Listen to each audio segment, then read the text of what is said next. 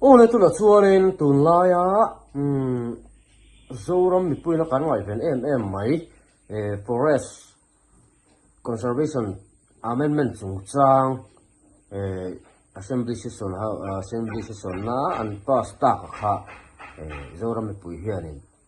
kan ngai vena a then hianin a hlau om hlei lem ti te a hlau om kan ram sal ani bere ti te a omani hi mi chung chang a hianin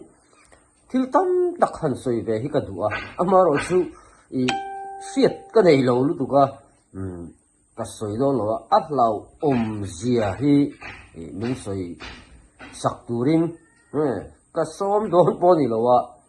a hlau om zia zo ka hi kan cm mina a soi hi karon ringanga ti chuanin kan in tlang zok don ni a hlau om zia hi hirang Forest Conservation Act 1980 hian abik takin India marchak state panga Manipur Nagaland Tripura Meghalaya le Mizoram ram ngo te hi minhum hal sak thahle ani Sudan ding lai thatak chu ti danglam alonia kan state chunga central sarkarin olsam taka kan ram ngo te thiata munma akhwar theina turin Forest Conservation Amendment Bill 2023 hi siam ani bill hi kaini marchak state panga ti tan chuan bill sakei atlinga apoi theidan turtlang pui hantar lang ila pakhatna bill hi international boundary atanga boruak mela te a km za huam chunga mantur ani Mizoram cha pumpuin min huam deu thodon ani chu panina kem zabialin awam chin chunga chuan Forest Conservation Act 1980 mangin ramngo kan hum hal theidon to lova central sarkarin ramven himna le wantlang mamotan adu na lai laya mun ma aron khwar thei to dona sipai mun puite rail kong le kong puite industrialian puite dinin in chim ralna Mando trangkai tak anidon ani. The scheduled tribes and other forest dwellers recognition of Forest Rights Act 2006 hian ramngot lo sana izong tu tribal tehi minhum hal thahle hedan po hian minhum zo to don lo ani. Bengal Eastern Frontier Regulation 1873 section pasarina chuan ram le lungfa nilo te chuan kan rama in mun lo ram le ram hausakna an nei ve aphal lova state sarkarin phalna apek te chau lo chuan kan rama ram nei tu ni na an nei thiang ve lo hedan hi British sarkar in min siam sak India independence nuwa po tun thenga kan somtak zel in a line permit thenga kan pek theina dan hi ani bill hi man ani chuan vai hovin kan rama phalna lama salwin industrialian puite andin thei toang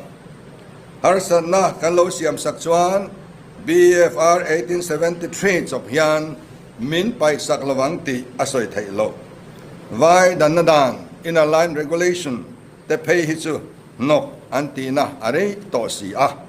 India Constitution Article 371 Z chuan mizo ten ram nei tu ni na le nei tu ni na lan chong thei tu ni namin pe Chemical zone in parliament in dan asiam chuan Mizoram Legislative Assembly in rem anti puina resolution and pass ani ngot lo chuan man ani vel wang ti in minhum hala tuna bill an putlu hian hei po hi aron kal ngal der ani kan special provision mang hian he bill hi kan state amang velo turin kan nor thayangem ti po hi zo na chan ol lo tak ani tabok tlang kom na bill mang hian kan ram leilung pumpuya central sarkarin thunei na min chu sak atum meka in hum hal big na dan frang kan nei mek te chu a hran pa min li sak si lovin bill mang hian thiam takin automatikin min li sak don ti na ani kan sarkar le kan MP te hian ma hruai se mi puin an kai za vengila thei top chua do dal turin ka somin ka ngen a cheu ka tum lova pu speaker kan ti tur hi alaman ti thei kan la nei hi soi ka duwa bakhanna chuan resolution adu lo na kanen tir kan ti thei thatak ani phot nurwal takin kan pass kan duwa adang le chuan article 371G special provision hetiang laka kanin hum him na kan nei ni Anh police ha ni à kan ram tan hianin a him lo hle ani ki kha kan sian min sila achu ti ri si chuanin thil thalo tak mai kha tu na thu nei nan han nei khan khap ti khopa tha si lo kha thu nei nan han nei khan pa sani ta rup si à chu dấu ba thuốc dấu ba thìn lung ở trong ngày tuổi na chuanin he kan dấu ram hi mà son nó công em mà na tho mu mal lo ti kan sia công ni se a chang tua la tin công sa han che bol that lo em mai helai National Highway Silchar lama tanga kan chok lu na kong ringot thi tam tak chon kan ngai tua thleng phamai theya amero chu hei ni lem lo thing tlang kho kil khor ve tak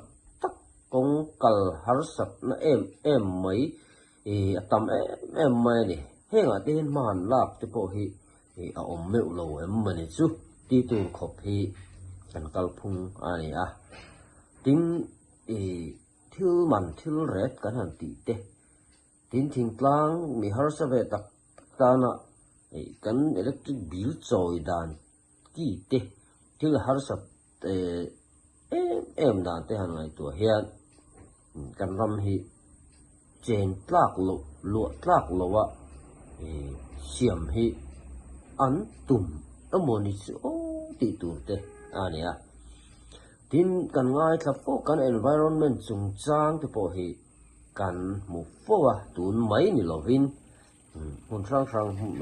mun dang daga te po khan season masalama te po khan ron viral na so em mai ni heng environment chung chang te po hian poisak hi ri na hen an nei vak lo em moni chu o tun kan sarkar hi ti tur khop hianin an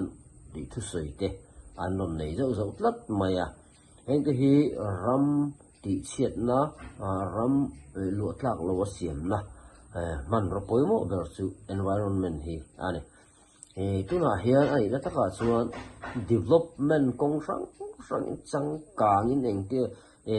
ri vut mai la environment he kan chen na mizoram te phei chu hi tlang ramania thing le mau te kan lui nar te he zong hi anon kang chho de tak taka phei chuanin phai kan ti mun tam taka chuanin phai a te chuanin lei te pon han lai khwar tui te po te khan an